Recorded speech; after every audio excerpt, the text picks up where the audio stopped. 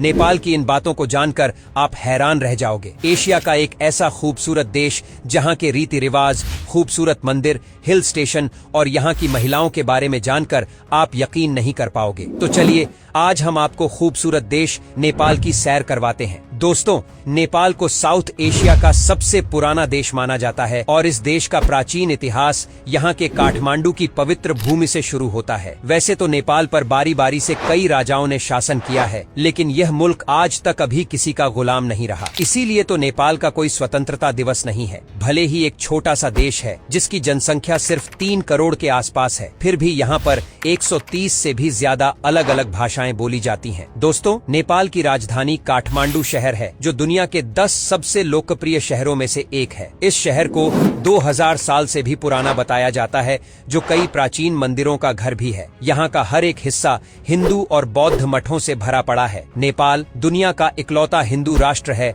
जहाँ पर 80% हिंदू, 9% बौद्ध और 11% में अन्य धर्मों के लोग रहते हैं। इस देश की सबसे बड़ी पहचान है माउंट एवरेस्ट और हिमालय। और साथ ही आपको बता दूं कि दुनिया के 10 सबसे ऊंची छोटी यू में से 8 यहीं पर मौजूद हैं। नेपाल पानी को सुरक्षित करने के मामले में वर्ल्ड में दूसरे नंबर पर है। यहाँ पर पानी को बिल्कुल भी बर्बाद नहीं किया जाता। आपको जानकर हैरानी होगी कि यहाँ ज्यादातर लोग गरीब है, जिसका कारण है फैक्ट्री और बड़ी कंपनी का यहाँ पर न आना। दोस्तों, नेपाल का राष्ट्रीय पशु गाय है, जिसे नुकसान पहुँचाने पर सख्त मना है। यहाँ की करेंसी को नेपाली रूपी कहते हैं, जिसका मूल्य भारतीय रुपए से भी कम है। मतलब कि 1 भारतीय रुपए नेपाल के 1 रुपए 62 पैसे बन जाते हैं। भारत और नेपाल के बीच काफी अच्छी दोस्त हैं। तभी तो हर भारतीय नागरिक को बिना वीजा और पासपोर्ट के नेपाल में आने की छूट है। केवल एक आईडी कार्ड साथ ले जाना होता है, जबकि बाकी देशों के लोगों को यहाँ वीजा लेना पड़ता है। नेपाल के काफी सारे युवा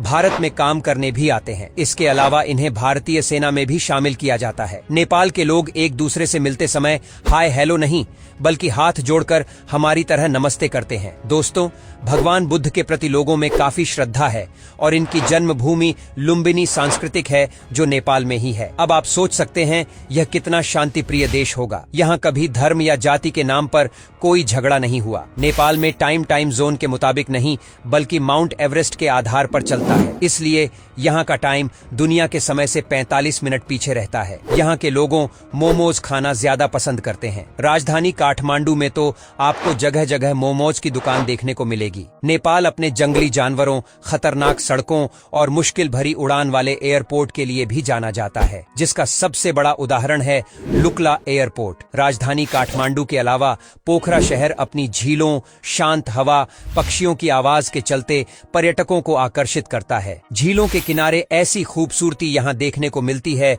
कि आने वाले लोग अपने सारे दर्द और गम भूल जाते हैं। पोखरा घाटी से हिमालय की ऊंची चोटियों को आसानी से देखा जा सकता है। वैसे तो यहाँ अनगिनत मंदिर हैं, लेकिन पशुपतिनाथ मंदिर के प्रति लोगों में अलग ही श्रद्धा है। ये मंदिर हिंदू लोगों के 8 सबसे प्रमुख मंदिरों में से एक है, जो नेपाल के काठमांडू में आता है। चौक और आकार में बने इस मंदिर के 4 दरवाजे को चांदी से बनाया गया है। इसके ऊपर शेर का चित्र भी लगा हुआ है। मंदिर के आसपास भी सुंदर नजारे दिखाई देते हैं। नगरकोट यह एक हिल स्टेशन है जो काठमांडू से 32 किलोमीटर दूर है। लगभग 7000 मीटर की ऊंचाई पर मौजूद इस हिल स्टेशन के बारे में एक बात आपको चौंका देगी कि यहाँ से हिमालय की चोटियों के साथ साथ माउंट एवरेस्ट का सूर्योदय भी दिखाई देता है। हिमालय की गोद में बसा नेपाल 10,47,151 स्क्वायर किलोमीटर में फैला हुआ है। यहाँ पर ज्यादातर लोग खेतीबाड़ी से जुड़े हुए हैं। यहाँ से दूसरे देशों में बड़ी मात्रा में चावल, मक्का, गेहूं एक्सपोर्ट किया जाता है। नेपाल के लोग नेपाली भाषा में बात करते हुए आपको दिखेंगे। यहाँ पर महिलाओं की संख्या पुरुषों से काफी अधिक है। कुल आबादी में लगभग 65% महिलाएं हैं।